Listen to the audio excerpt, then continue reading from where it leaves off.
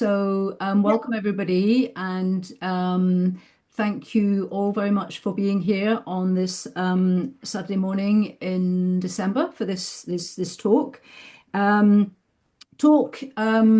Organized once again, of course, by the spirituality group from the European Union of Yoga, and as I'm sure you all know by now, the European Union of Yoga. Founded in 1971, has met in Zinal in Switzerland since 1973, and two of its main activities being the annual Congress and also the 500 contact hour 4-year teacher training course. And a third strand of the EUY activity, of course, is this online program, which we've had for the last maybe 3 or 4 years, where different EUY teachers come along and offer workshops, lectures, and practices sometimes. So today's session is a little bit special, I think, for different reasons.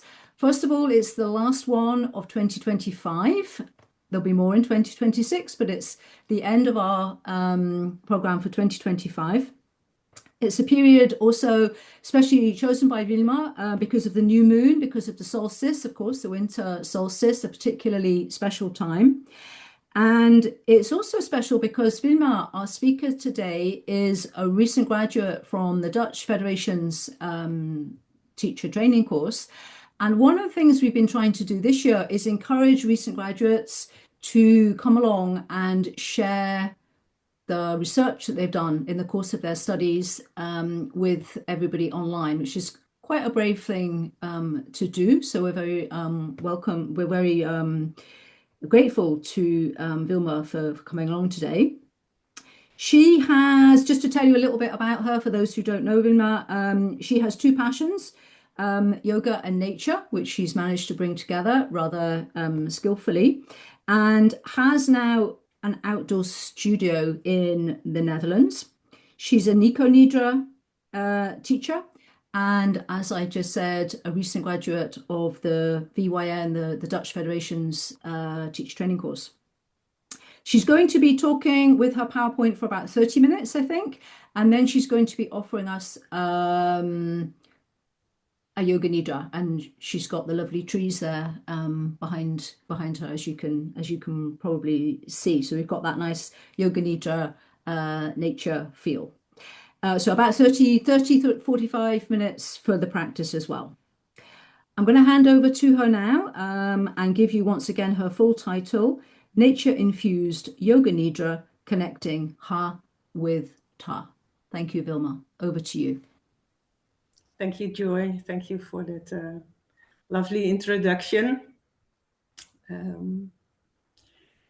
Like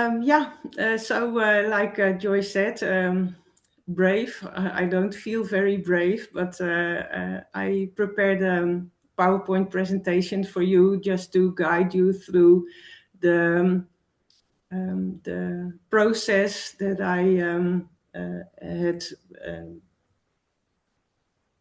developing the thesis that I made, Yoga Nidra in Nature. So all the images that you see are made at Ginderwijte. I'm 56 years old, and I live here with my husband on Ginderwijte, and that is an estate in the Netherlands, which I am very fortunate to be living and working. It's a 15-hectare estate, and it is based on trying to cultivate agricultural land into nature. So that is one of our passions. I live here with my dog and my 2 cats and all the wild animals. I don't know if you have any props with you now for the session later on. So I will give my talk guided by the PowerPoint presentation. And maybe you want to collect either a blanket or a cushion or have a nice space where you can lie down later on for the session. And it will be an EcoNIDRA session, and it is a bit out of my comfort zone because I teach outdoors here at Ginderweide at my yoga studio Nimidas.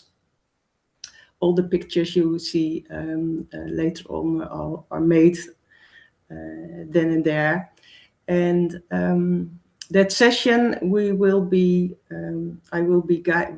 your guide on later on. It is especially this date to involve the nature's energy on planetary scale. So not being in nature physically, trying to connect the energies of nature with the moon and the sun on this special day. So also experience talks louder than 1,000 words. So I think I'll give you 1,000 words that you can forget later on the session. So starting with my presentation, what is the reason and the motivation for my thesis? So dreading for 3 years, being asked to make a thesis. I came across in my late third year of my study at Samsara teacher training in Schiedam, across an advert in a yoga journal on nature not just being a backdrop and not like this with the picture that you see of me now, but really being a participant. So I had a personal experience with healing power of nature, and it was combining my two passions, so yoga and nature. And the teacher training of Samsara also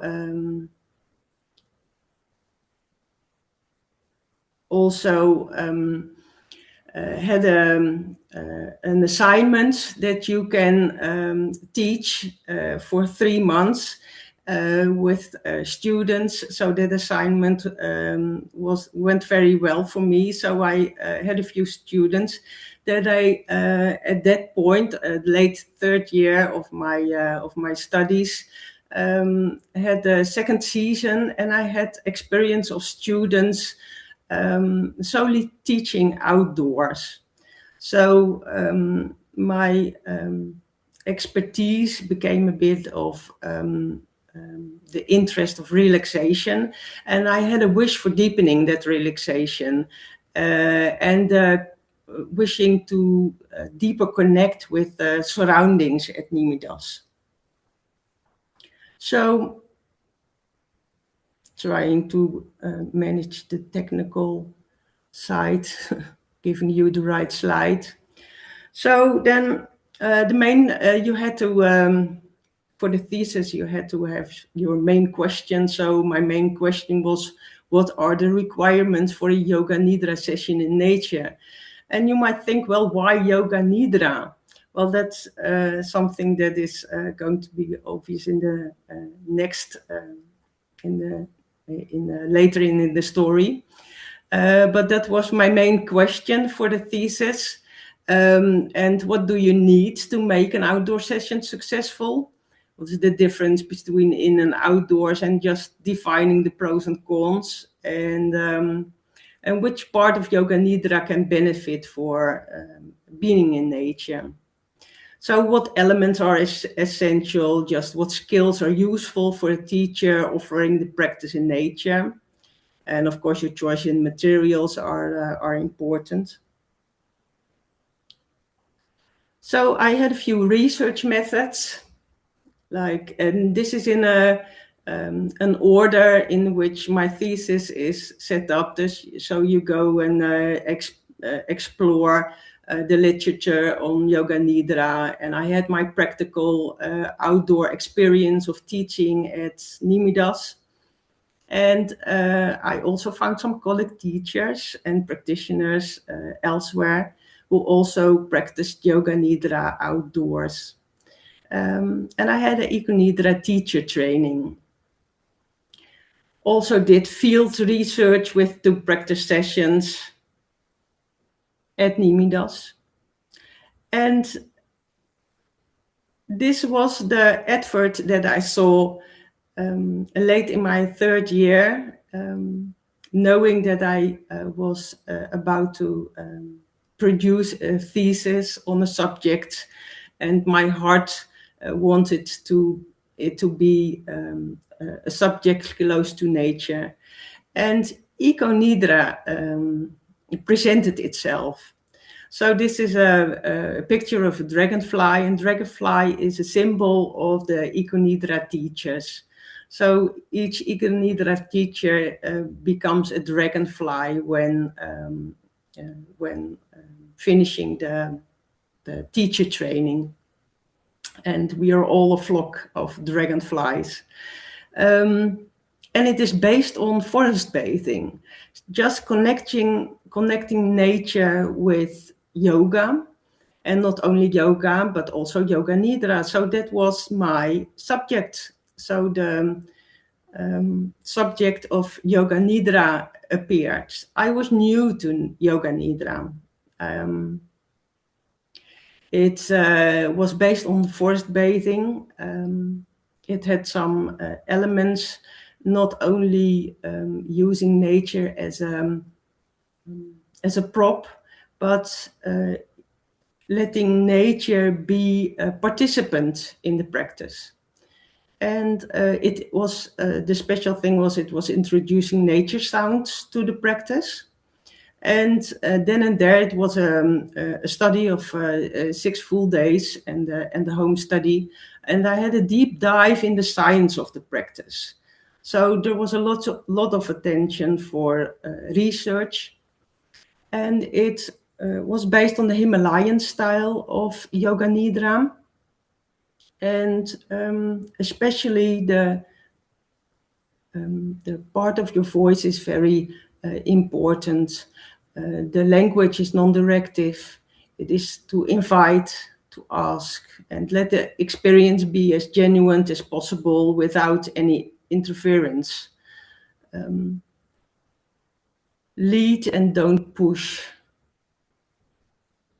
So the research methods I did, so not in a order that you would expect. I first had the teacher training and experience Yoga Nidra, and then wanted to dive even deeper into into all the research and the literature on Yoga Nidra. So I learned that even the Mahabharata had an early mention of Yoga Nidra. And it was a very special practice by Swami Satyananda Saraswati and by Swami Rama in the early days of the last century, were a bit of the founding fathers that made the exercise accessible to the Western world and made it into easy steps to follow. And the Swami Rama was also mentioned in the book Yoga Nidra by Swami Satyananda Saraswati because he participated in the research, and that was one of the key things for those early founding fathers, that they did a lot of research, modern research, effect on brain waves into the waking dream state, and elements used for outdoors were explored by the EcoNIDRA teacher training. So the research also talked about the brain waves of beta, the waking state, alpha, the relaxed state, the theta, the meditative state, and going at the end of the practice into delta brain waves of the subconscious, but then in a waking state. And the Himalayan-style Yoga Nidra also introduced the 61-point exercise, and that's, I think, a very special one.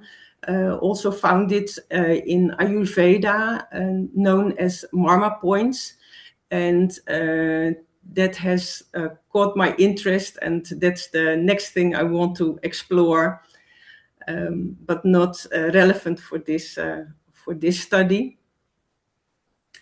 The same effects on brainwaves were found being in nature. So there were a lot of American researchers. Dr. Edward Wilson at Harvard, he researched the longing of humans just to deeply connect with what binds us with other living beings. And he called that the biophilia hypothesis. So he did a lot of research on that. And biophilia is now in nature lovers.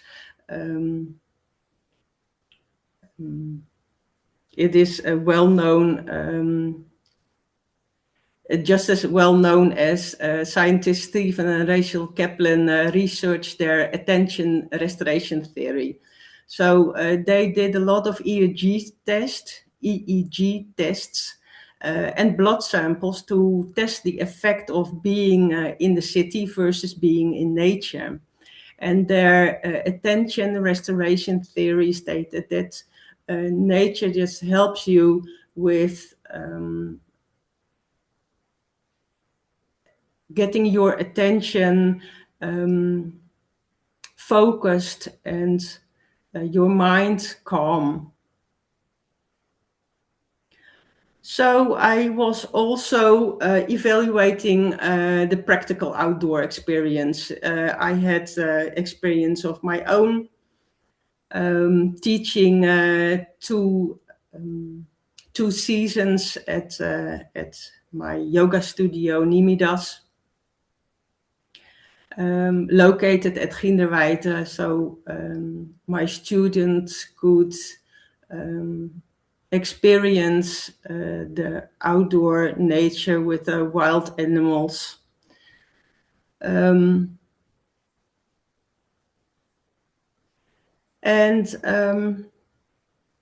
I also interviewed two teachers who practiced Yoga Nidra outdoor.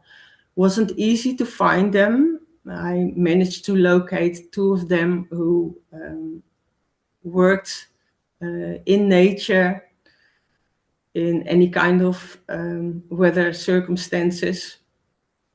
And that was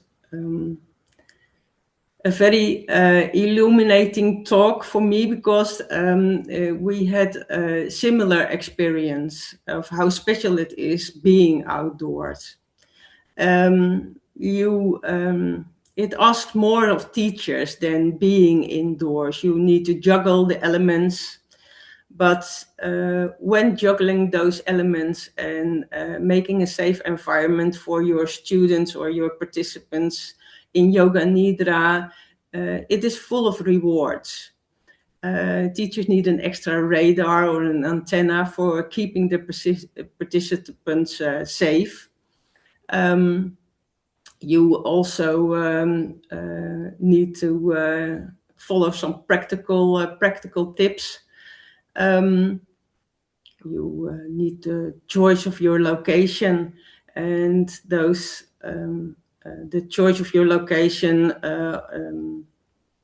you do by following your heart. You go outdoors and practice either your meditation or a little bit of yoga exercise on a location, just to feel what the connecting with the earth and connecting with the space does for you, to know whether it is a good location. And you need to inform yourself, so you need to know the intensity of the sun, you need to know the position of the moon, and also the weather. You need to be aware of the weather forecast, what you can expect, and maybe those elements can help you and guide you in how to guide your participants to experience a safe practice. So Also, the skill tips were that you please be open and creative, managing and juggling those elements. And after you've prepared, just let go and let nature do its thing. Let it be a participant. So make use of your intuition. So the last research I did was field research with 2 practice sessions at my studio. And I made my own script. One of the most important things that makes it close to your heart is making your own script. And what I did was start with the practice connecting with the surroundings. Also inspired by the forest bathing, and the participants were a mix of lay people. They had no experience whatsoever, not even with yoga. Some people had experienced with yoga, but not with Yoga Nidra. And there were Yoga Nidra practitioners, and there were teacher trainings from my teacher training at Samsara. So it was a nice mix of different people, and I want to know whether the experience would be different. So the communication was very important. You need to communicate with participants what they can expect for being outdoors, make them aware that maybe they need some practical things like sunscreen or sunglasses, or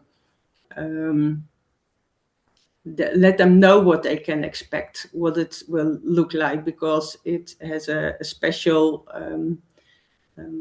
layer of can have a special layer of anticipation for participants not knowing where to land, even with this special very vulnerable position you are in Savasana at the Yoga Nidra experience. So you need to communicate with that. I had an evaluation then and there, and I had a questionnaire that they could fill in their own time, emphasizing the importance and the value of positive as well as the negative experiences.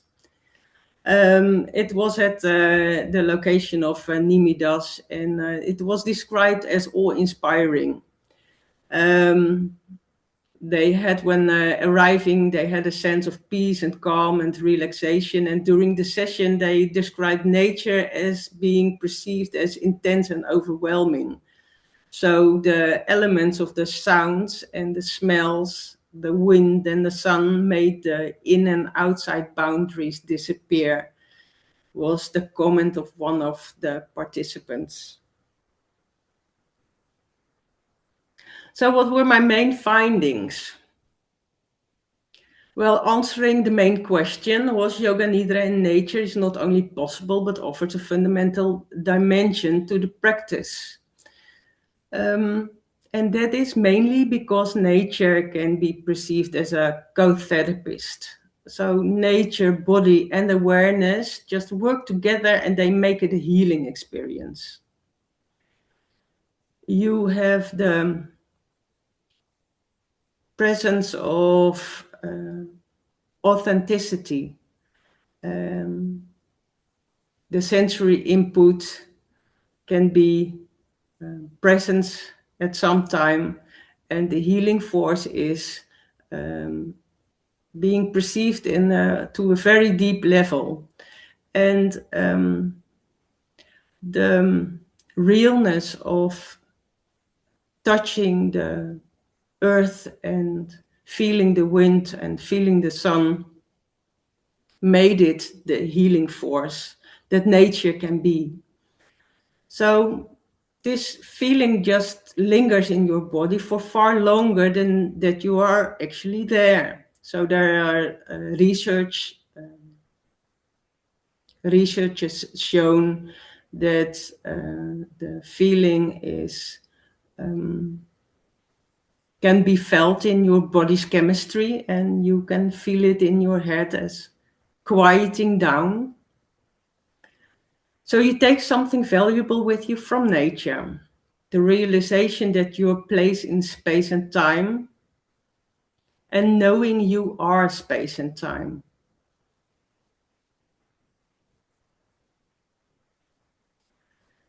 So at the end of my thesis, I had some conclusions and recommendations, valuable for both students and teacher. So connecting with the whole, with the large, the world around you, connecting with nature in its entirety. And teachers need to work extra hard to ensure a safe environment, but the rewards can be very special. So the most important thing I think was to write my own personal script and what was close to my heart. And starting with the connection with the surroundings, with the wonder experience, coming from forest bathing, it was called a sit spot experience. That was very important for people to make the first connection and have the first encounter with their own nature in nature. You need to prepare in advance, but then you need to let go and let nature lead you. So the sounds and the encounters, just make use of your intuition and what nature gives you and let it lead you. So use real sounds rather than recordings. So now for my practice that I will guide you through later on, it is out of my comfort zone. It's the sounds will be recorded. It will be recorded, but they are recorded here on Ginderwijte. The real sounds make it an experience with authenticity, and it proved more important than the perfect sounds and the perfect experience. And for teachers, it is either you love it or you hate it, working outdoors. And the only advice me and my outdoor colleagues could give you is just go out and try it for yourself. You know when you have experienced it for yourself. And I want to conclude with a poem that I came across. It is from an essay, Nature, by a famous American poet named Emerson. And it described the state of being known to yoga practitioners. And for me, it put that experience of new non-duality into writing. And it's something I can deeply relate to. And it goes like this. Standing on the bare ground, my head bathed by the blithe air and uplifted into infinite space. All mean egotism vanishes. I become a transparent eyeball. I am nothing. I see all. The currents of the universal being circulate through me. I am part or particle of God.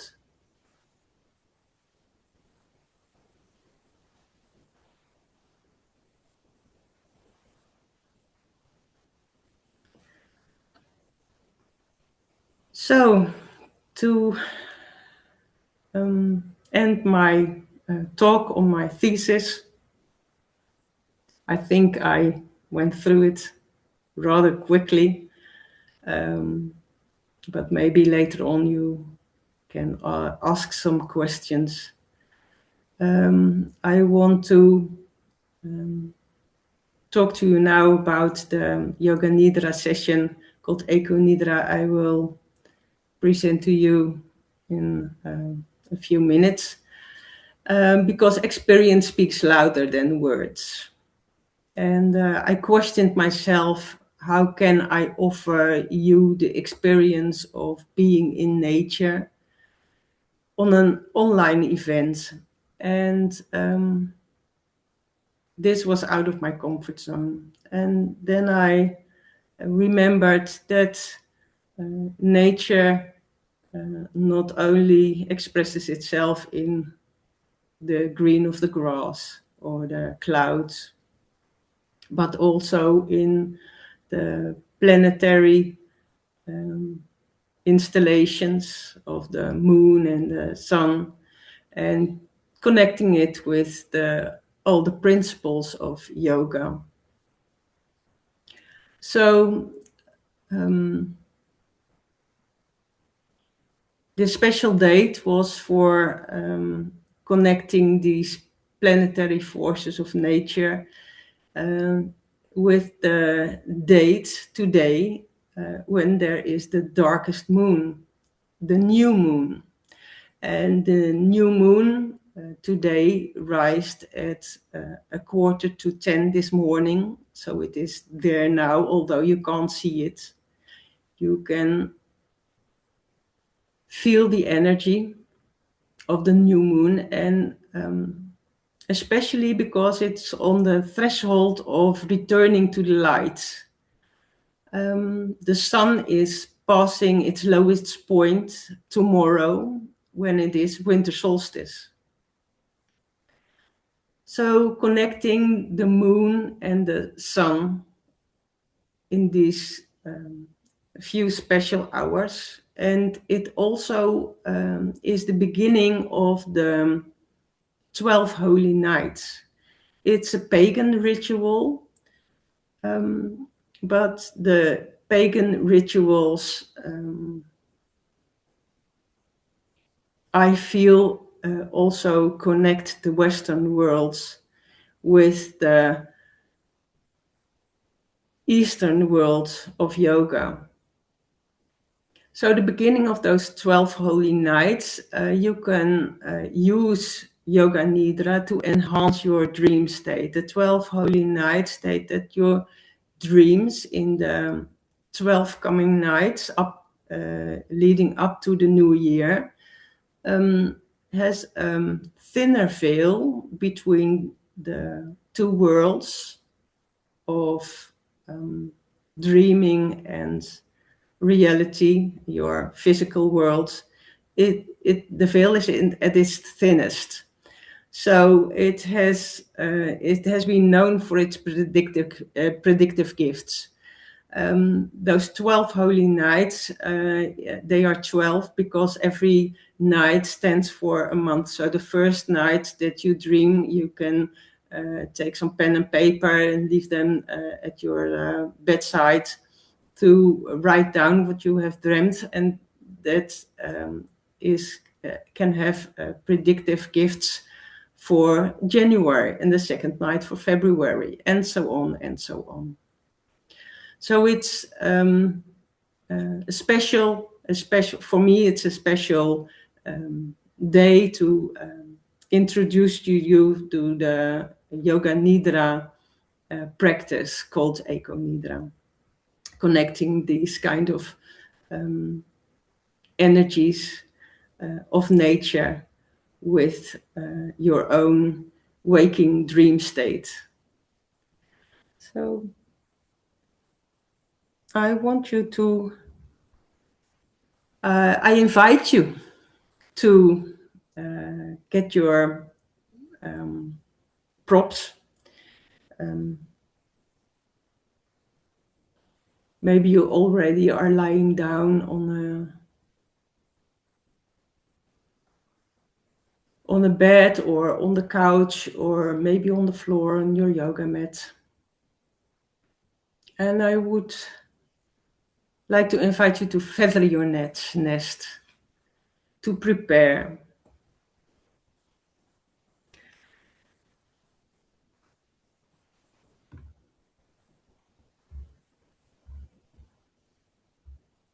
I will guide you through a journey through the senses.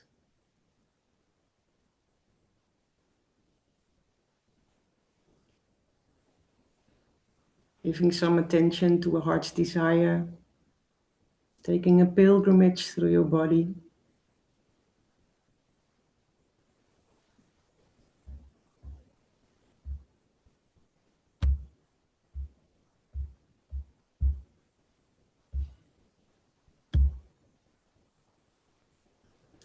And maybe you want to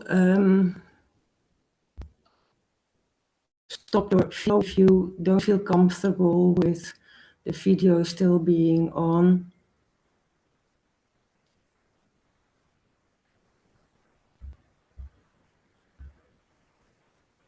And take time to make yourself comfortable. Maybe you want to move your shoulders. Move your head from left to right. And how do your legs feel? Are they relaxed?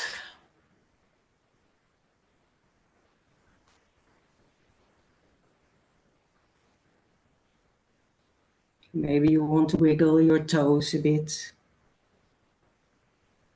Maybe shift a cushion or put something under your knees.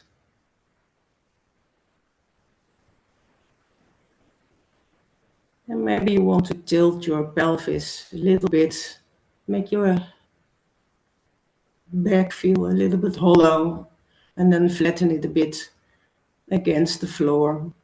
Just to feel if there isn't any left tension there.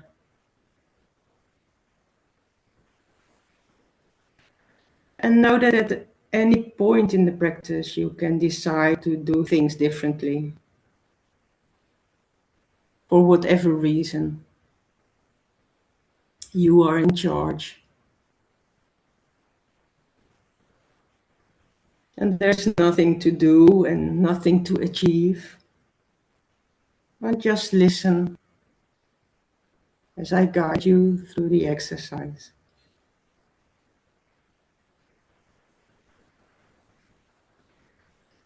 And maybe you have done that already, but I would like to ask you to close your eyes. And for a brief moment, think of a wish or intention that is close to your heart. And maybe you want to put a hand on your heart just to make the connection with what is your heart's desire. And we now spend some time thinking about your heart's desire, just so you can recall the image or the feeling you get now later on in the practice. And you don't have to think about it that much. Sometimes a load of wishes will present to you and you feel urged to make a choice, or nothing will come to you, and everything is okay. Just making the connection with your heart, and maybe you get an image of what is making your heart warm inside.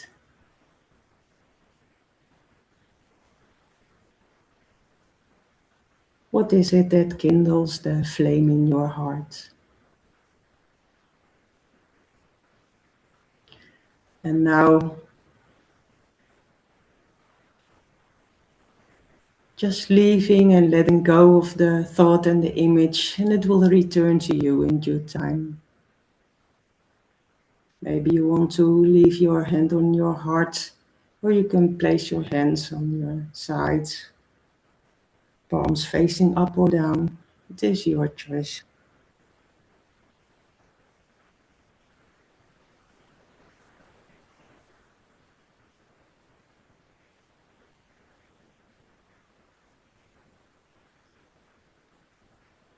And I wonder if you can notice your breath. Where does your breath travel?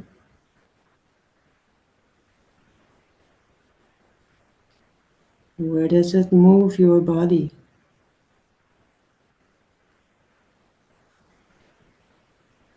And can you feel your body moving?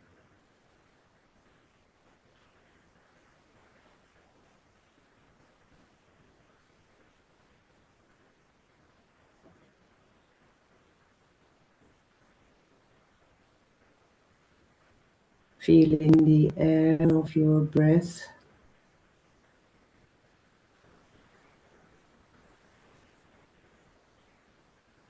The flow of air against your nostrils.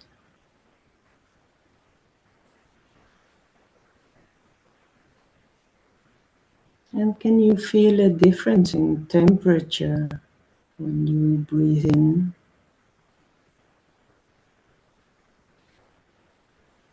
And when you breathe out?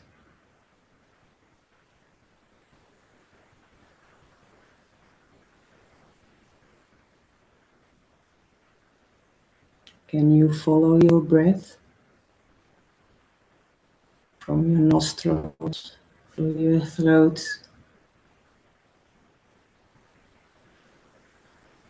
into your lungs, expanding your belly ever so slightly, rising on the inhale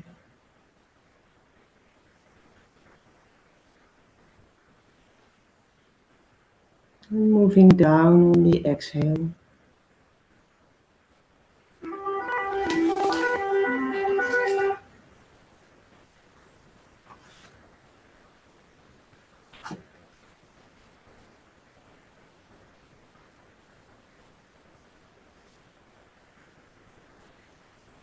The air of the breath that you share with your outer world.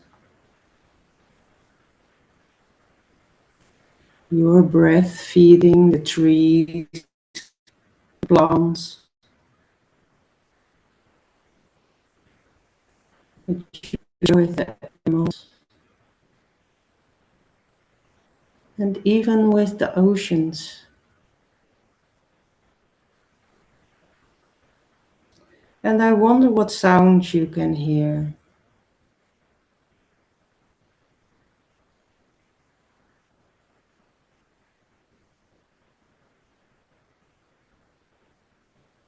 Sounds from very far away.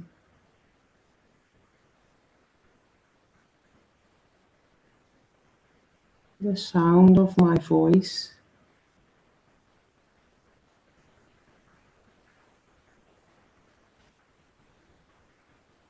Coming and going sounds. And even the sound of your breath. And can you hear the sound of your heartbeat?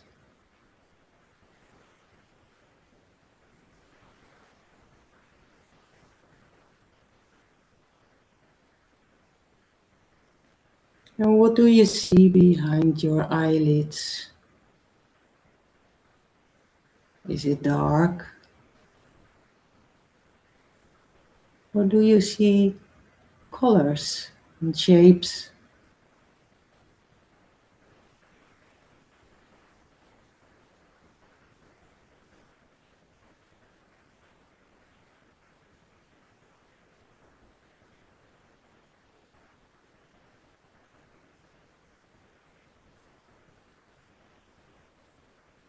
And how far does this space behind your eyelids stretch? It is your experience of your personal inner space.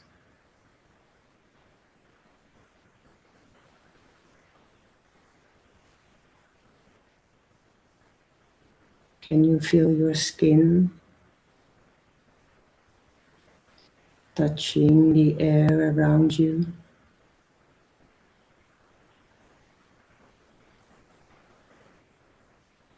And can you feel your skin touching your clothes?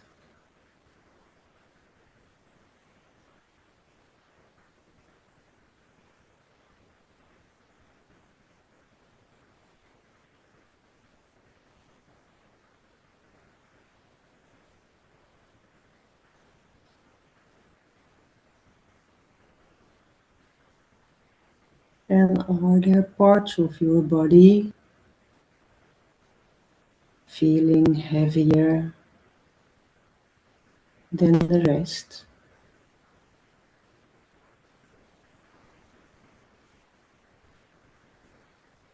And are there parts of your body feeling light?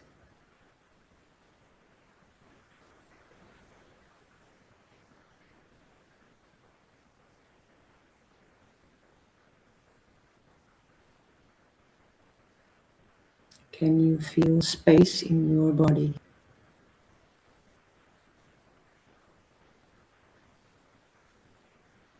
And are there areas where you feel warm?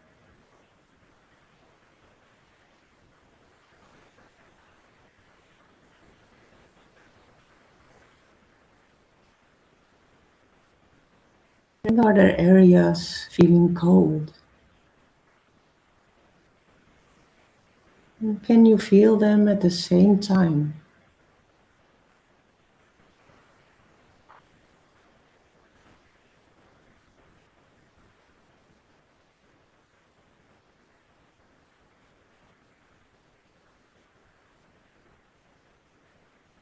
And how does the right side of your body feel?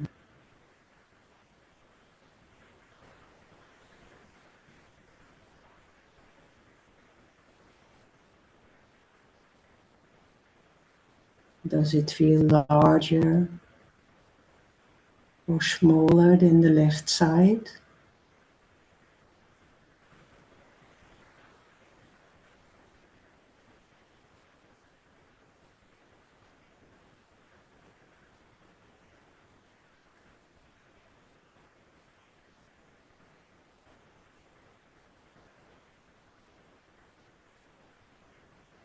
And how does your whole body feel connecting to the floor beneath you?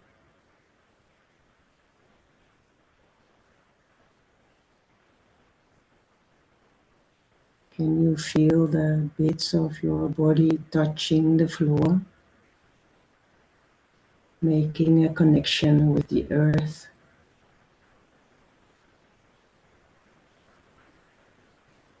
Feeling the earth's gravity?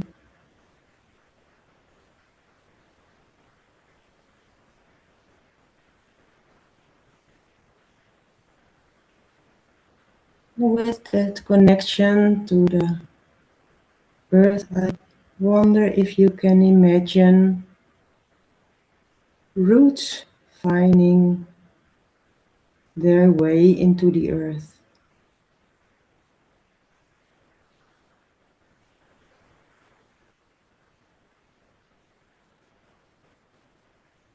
From every point your body is touching the floor, the roots traveling through the earth, and maybe you can follow them on their travels. And how do your roots look today?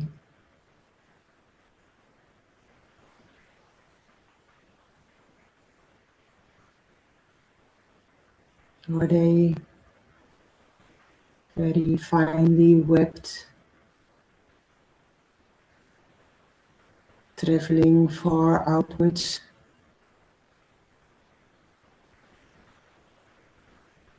Or do they shoot down very deep into the earth, giving you support?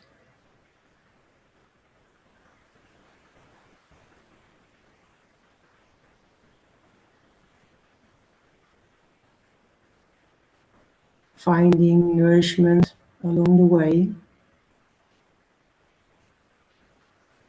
And taking that nourishment back to you.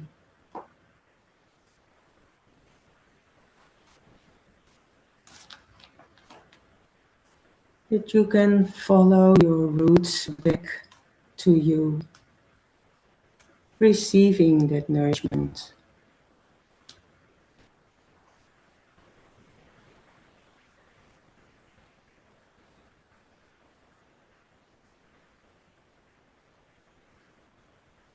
And I would now like to invite you to remember your wish, your heart's desire.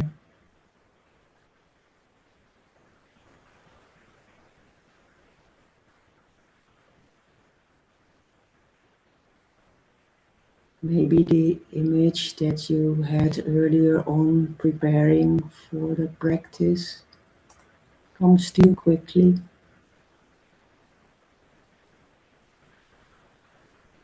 Or it can present itself as a feeling in your heart.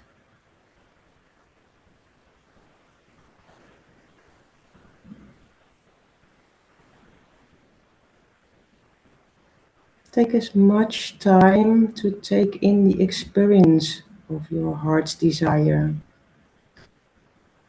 happening right now.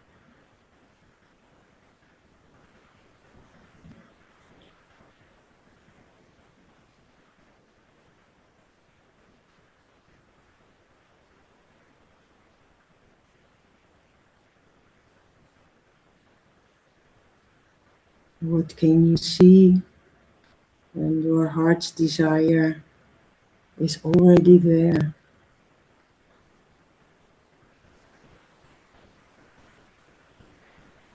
What can you hear?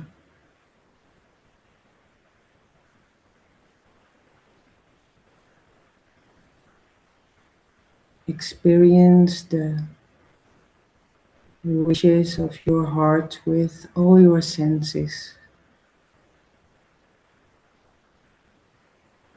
The smells,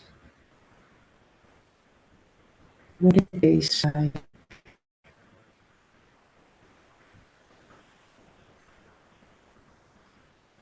How does this make you feel?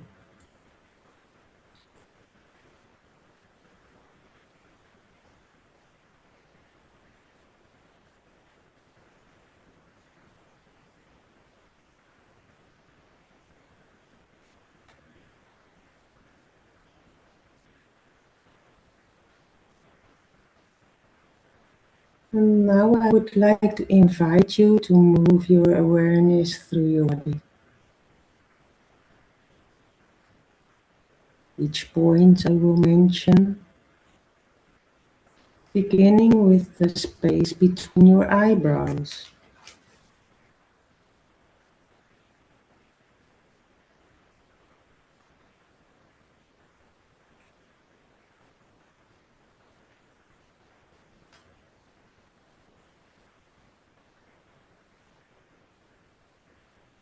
The center of your throat.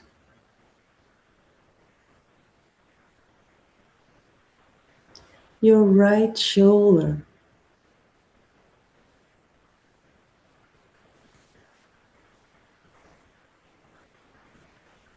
Your right elbow.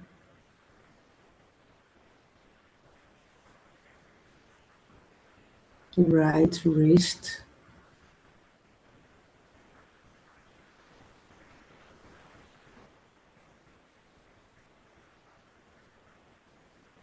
The tip of your right thumb.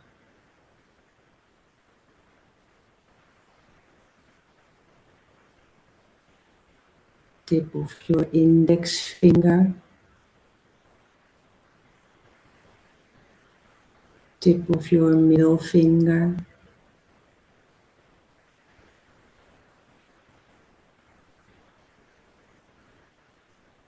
Tip of your ring finger.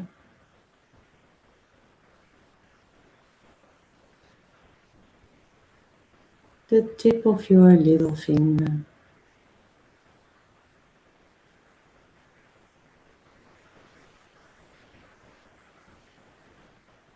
Your right wrist.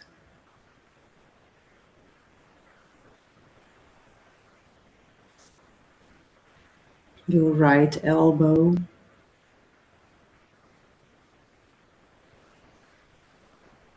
right shoulder,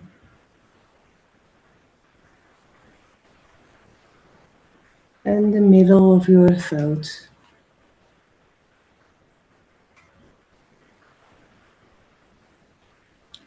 Left shoulder,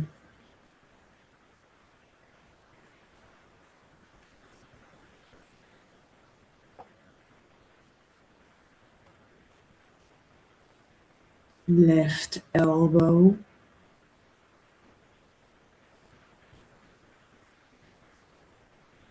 left wrist,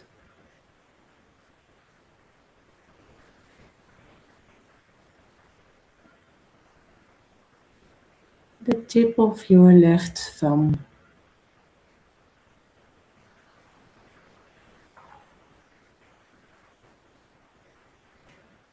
tip of your left index finger,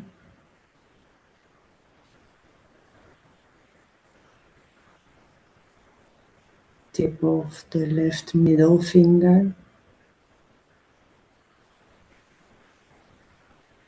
tip of your left ring finger,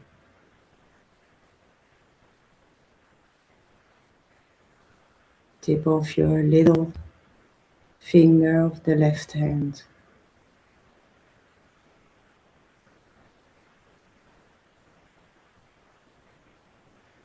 left wrist,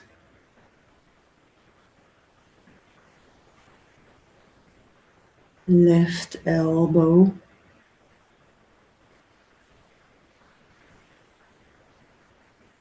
left shoulder,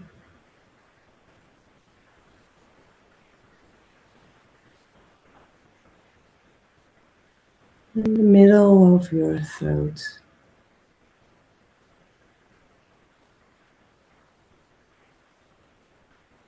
Your heart center,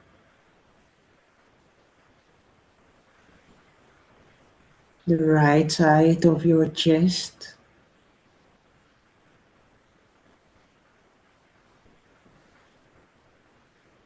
your heart, the left side of your chest,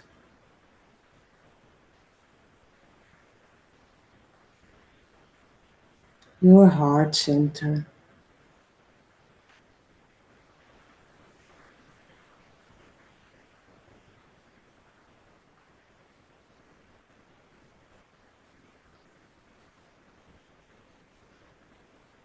your solar plexus points above your navel,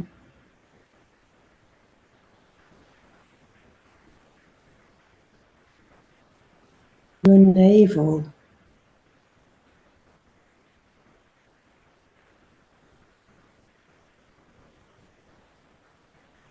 your pelvic center,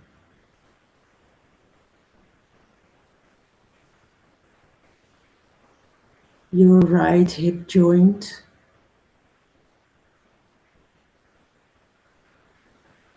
right knee,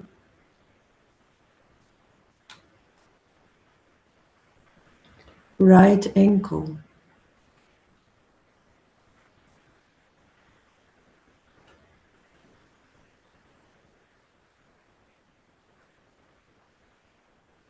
your big toe,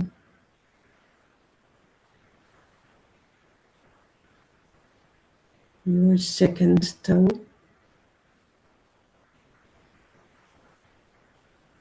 your third toe on the right side,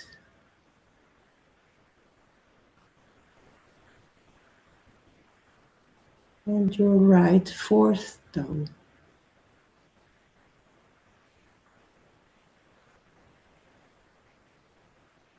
your little toe,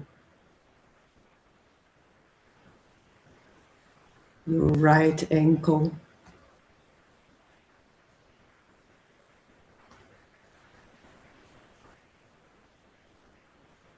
right knee,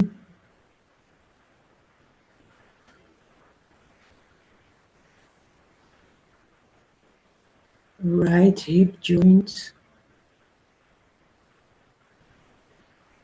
your pelvic center,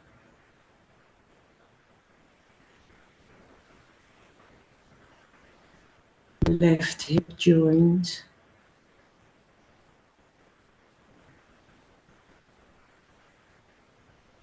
left knee,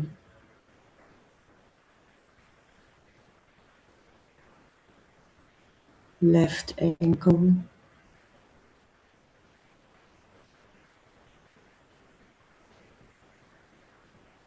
left big toe,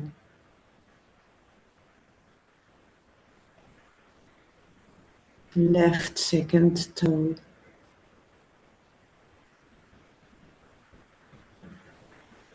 third toe,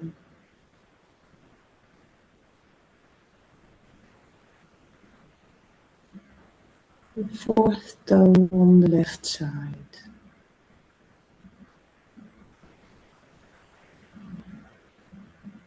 little toe on the left,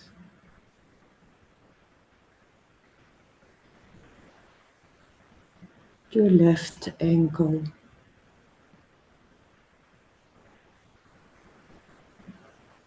left knee,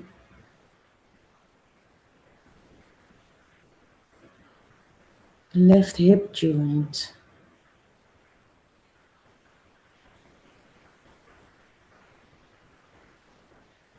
pelvic center,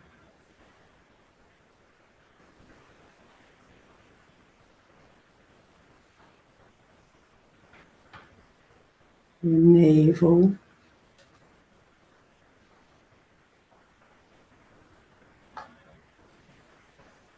the point above your navel, your solar plexus.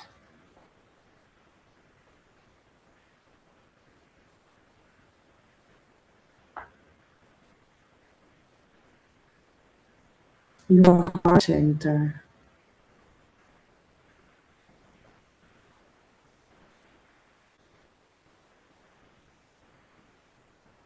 the middle of your nose,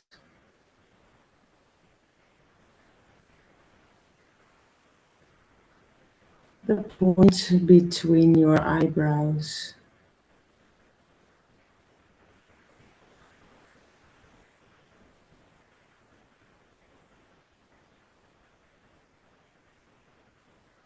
and I wonder if you can feel your breath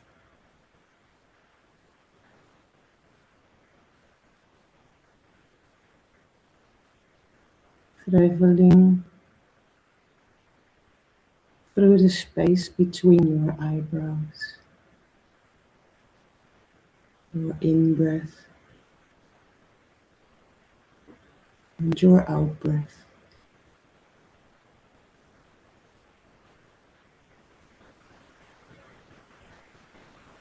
I would like to invite you to listen to the sounds of nature.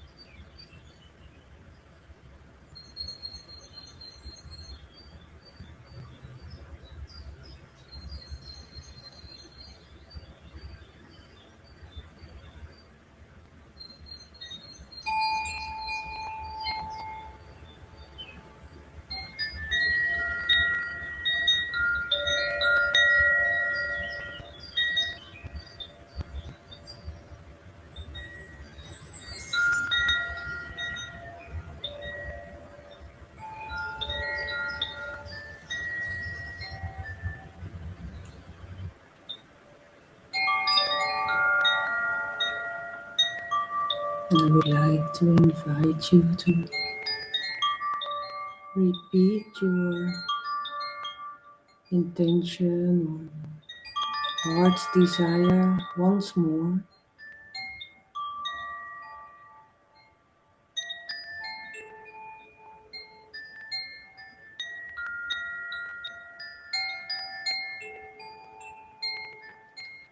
Take your time to see yourself in the situation. Your heart's desire is already happening.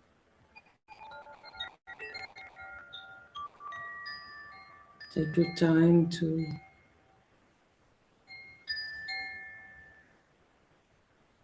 take in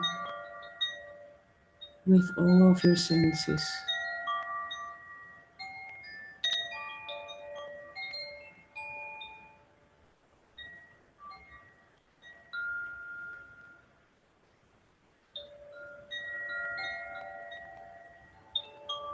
And when you feel you have spent enough time with your heart's desire, please let your attention then wander in your surroundings.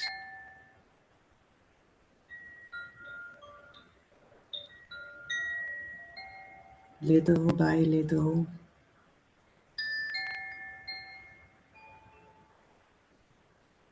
more and more.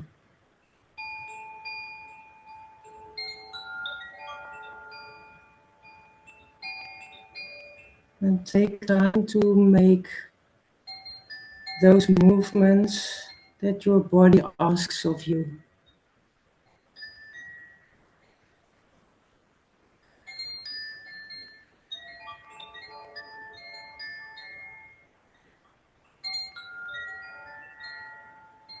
In your own time,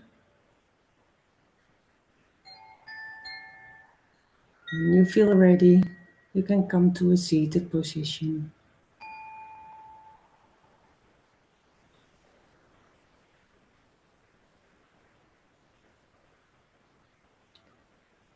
And please feel inspired by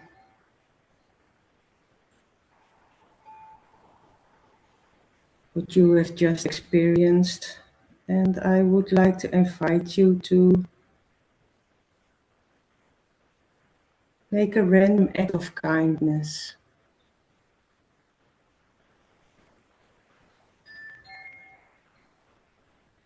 A random act of kindness for yourself or for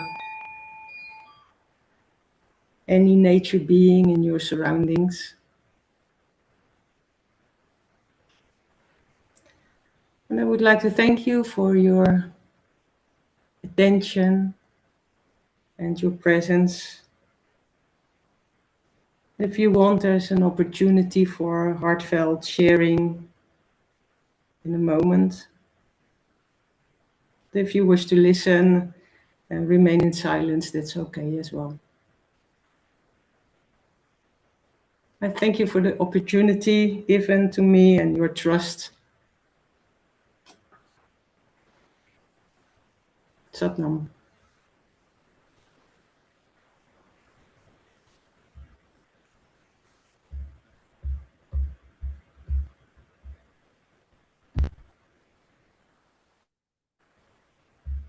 Thank you, Wilma. Thank you very much. You're welcome. You see us all again. I do.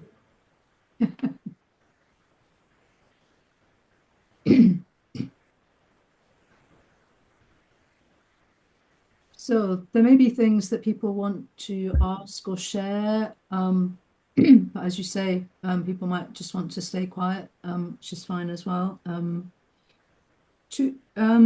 Just two really nice, well, there were lots of really nice things, but two really nice things that kind of stay with me from what you were saying there. One was about making your own script, because I sometimes feel like yoga nidra sessions can be a little bit formulaic, like maybe you've kind of learned the words and you kind of go through it. So that was a nice thing that you said there. making it your own, making it authentic. I thought that was really interesting and important. And the other thing I really enjoyed, which has been, it was a little bit different from some yoga nidra sessions that I've previously experienced. It was the pace of the moving through the 61 point practice, because I have heard teachers previously kind of defend the idea that you need to be moving fairly quickly. Their idea seemed to be, you move quickly and you don't get attached to the points or something. And I always have a bit of difficulty with that. And if I teach anything like that, I do tend to go more slowly, and because the pace, the fast pace somehow just feels jarring for me. I want it to be slow somehow. So I really enjoyed that, the fact that you were going more slowly, and it wasn't ultra slow or anything. It wasn't too slow. It was just nice. It was just a nice, calm, slow pace where you felt you were on the point and then you moved, but I wasn't being rushed through kind of like, so that was great. I like that. Thank you very much. You're welcome. Thank you for the feedback. That is also my experience. That you want to the EcoNIDRA teachings say that move as slowly as possible.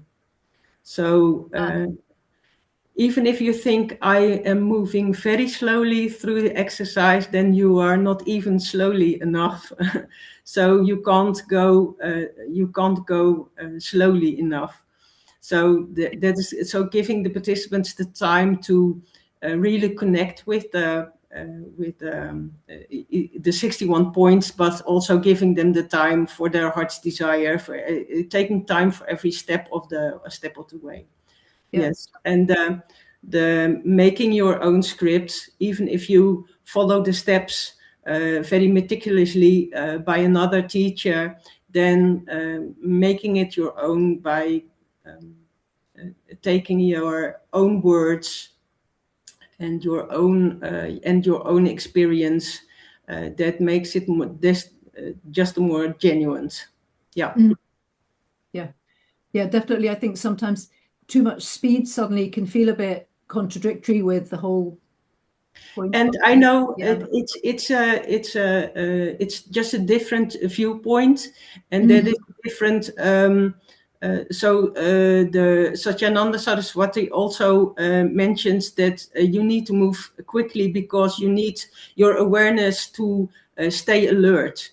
And I can feel for that kind of an approach, but I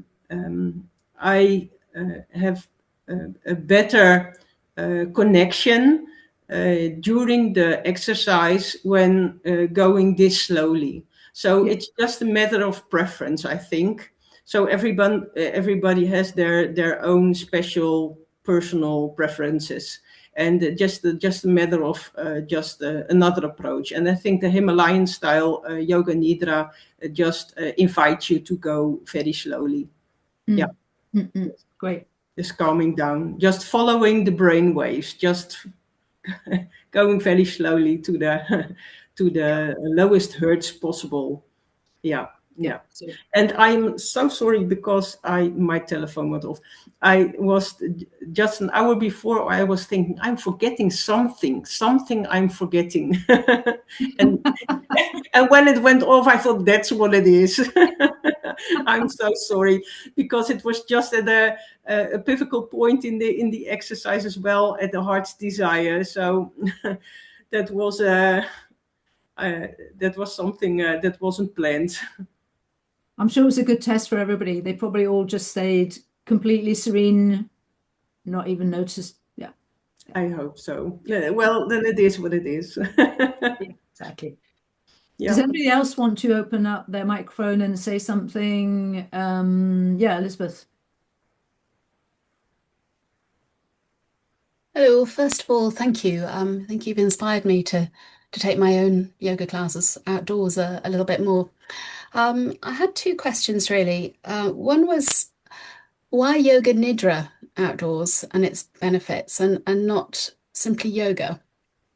That was my first question. And the second is, if you're sitting very still, I'm indoors and I'm next to a radiator, and I actually got, although I have a jumper on and a blanket, I actually got quite cold. And I was wondering, from a practical point of view, in terms of doing yoga nidra out of doors, how do you cope with the temperatures, or do you expect people to be quite hardy? So it's those two really, just yoga nidra over just yoga. I will try to remember. Well, just the yoga next to Yoga Nidra and practicing outdoors. I teach yoga outdoors now, the Hatha yoga for a few seasons now, and my season starts end of March and ends in end of October. It's due to the weather, but also in the end of March it can be very cold. And then even the Hatha yoga, you need to take extra precautions to make it a good warm up and get warm. So you have an extra challenge when you want to practice yoga nidra than outdoors. And it is not that I expect my participants to be hardy, but just to make it as comfortable for themselves.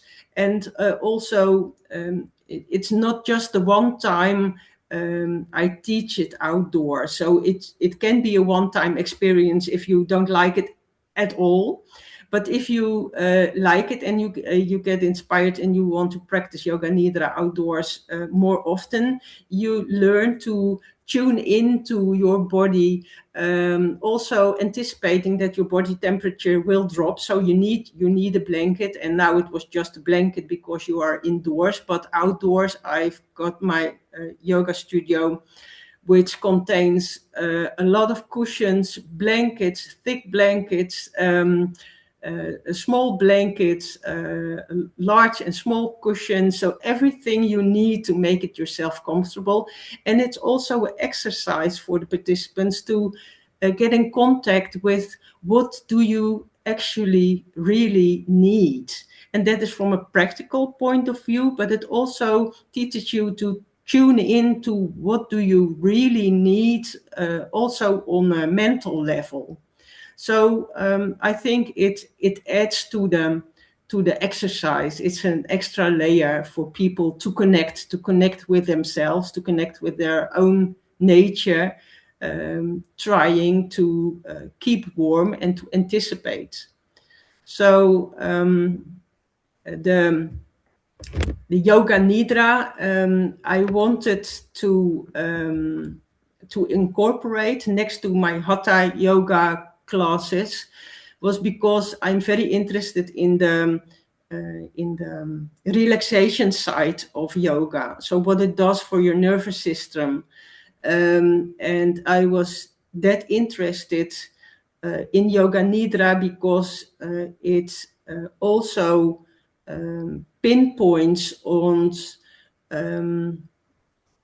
getting your nervous system calm, making your brain waves go to a deeper level, where you can connect, and go to a deeper level where you can connect with yourself and be more aware. So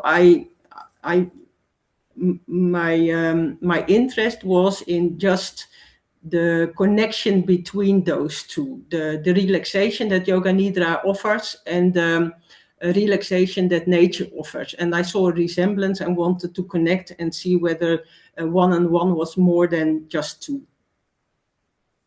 So I hope I answered your question.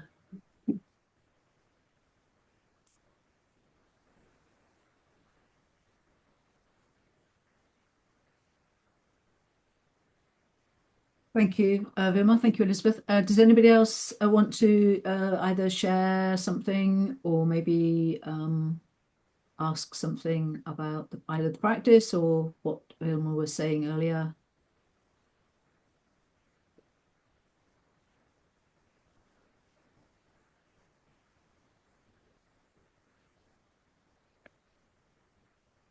You made a reference, Wilma, in your talk at one point to attention restoration theory, which sounds intriguing and exactly what we need at the moment. I wondered if there were any references to books on that, or whether there was anything kind of general public or accessible on that, or whether it's just a more academic kind of paper that you have read on that. But that sounded, like really an essential reading.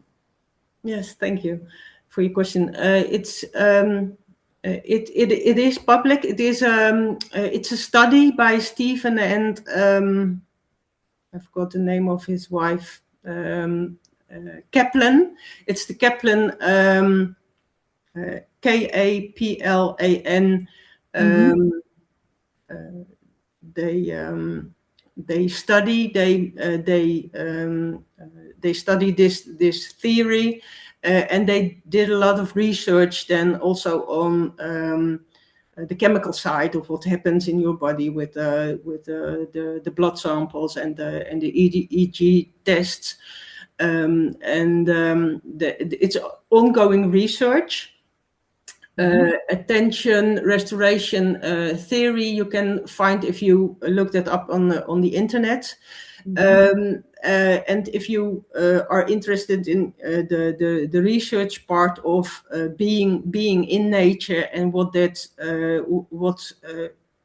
kind of research is being done in the world, it is all being collected by somebody, a journalist who wrote a book. The Nature Fix, it is called. I don't have the book now on hand, so I don't know who wrote it. No, that's fine. But Nature Fix is a book by a journalist who traveled around the world, just interviewing people who were investigating and doing research on what is the emphasis of being in nature.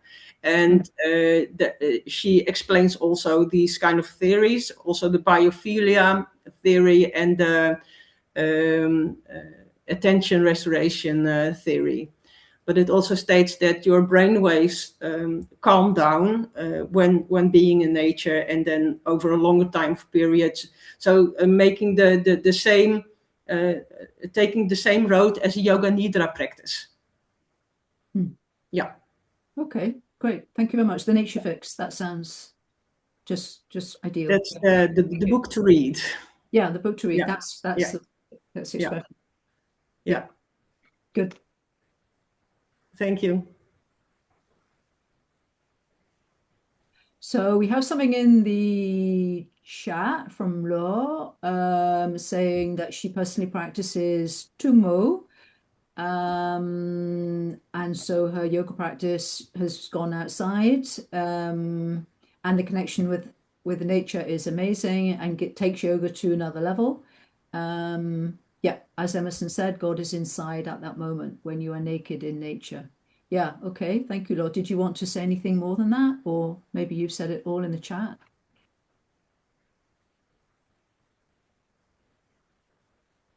Sorry. Yeah.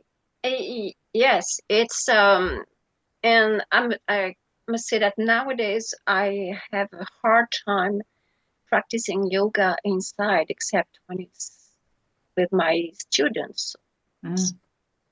Because yes, there's that connection with nature, or it can be on my paddle board or in the snow. It's it's something like I cannot explain. If you don't experience it, you cannot explain. It's just like something crazy coming inside of you. At the beginning, the 5 first minutes, you say, no, it's too cold, it's raining, it's windy, it's snowing, it's whatever. And then you have to turn, you have to shift your mind to be able to connect with what looks like you outside in nature, the divine things outside, and you make them yourself. So you practice outdoors literally all year, Law? You wouldn't be going inside in the winter, just all the time? Yeah. For myself, for my practice, it's outdoor. Not with your students? Oh, no, it's indoor. So, okay. I'm very curious about your Tumo practice. I'm reading up about it and wanted to practice it outside as well. So maybe we can talk outside this Sure. chat about how you practice Tumo outside. Yeah, I would like that. Perhaps one detail about that, Wilma, for you and for everybody else, is that at the Congress in Zinal in August, there is always Tumo.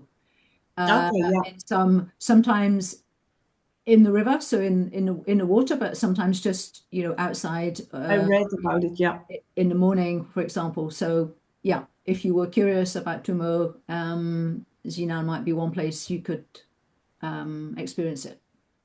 Yeah, thank you. Okay.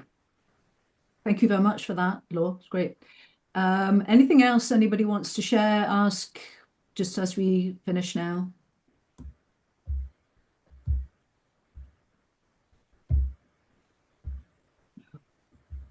Okay. So if that's it, I think now is maybe just a time to kind of finish up by general thanks, really. Thanking the spirituality group and the EUI for all the organization of this talk and all the talks. Thanking you, all the attendees for being here, for participating, for your questions, for your comments, for your presence, for your energy. And thanking, of course, Wilma on this very special day, giving us a very special practice and sharing with us the fruits of her research, for coming along and spending all this time with us, explaining to us about her approach to Yoga Nidra in nature. You will, of course, quite soon, hopefully, get the link to the recording. So if you want to listen to it all again, do the Yoga Nidra again, you can have that. You can do it as many times as you wish over the festive season. If you need a little bit of calming, you'll have it there for you. There'll also be a link to a survey, which is a very short survey. If you have time, if you want to answer a few quick questions for us, that would be great. On the EUI website, you also have the opportunity, if you wish, to make a donation to the work of the EUI. Not in any way obligatory, but it's a possibility if you're able and you want to do that.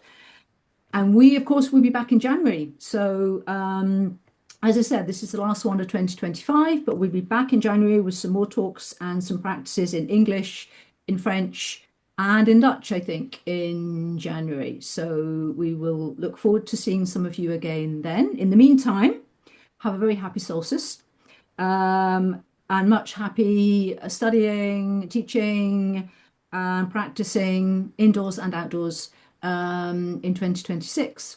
So thank you all again. And we'll see you for the opportunity next year. Thank you very much. Yeah, bye. Bye, Thank you. Bye-bye. Bye-bye, everybody. Bye.